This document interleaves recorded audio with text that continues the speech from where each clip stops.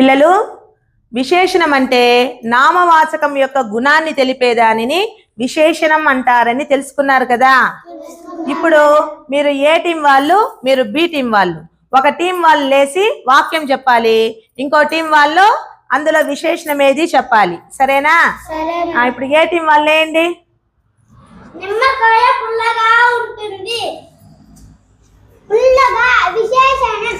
ఏనుగు చాలా పెద్దదిగా ఉంటుంది. పెద్దదిగా విశేషణం. చక్కెర తీయగా ఉంటుంది. తీయగా విశేషణం. చెట్లు పచ్చ రంగులో ఉంటాయి.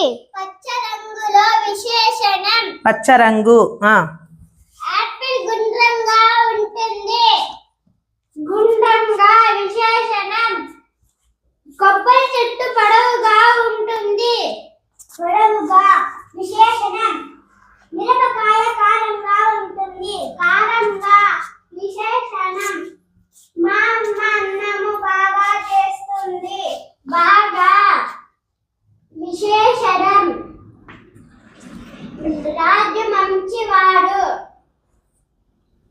మంచివాడు విశేషణం. విశేషణం. కాకరకాయ చేదుగా ఉంటుంది. చేదుగా విశేషణం. రాము చెడ్డవాడు. చెడ్డవాడు విశేషణం. చెడ్డ విశేషణం. బెల్లం చాలా తీపిగా ఉంటుంది.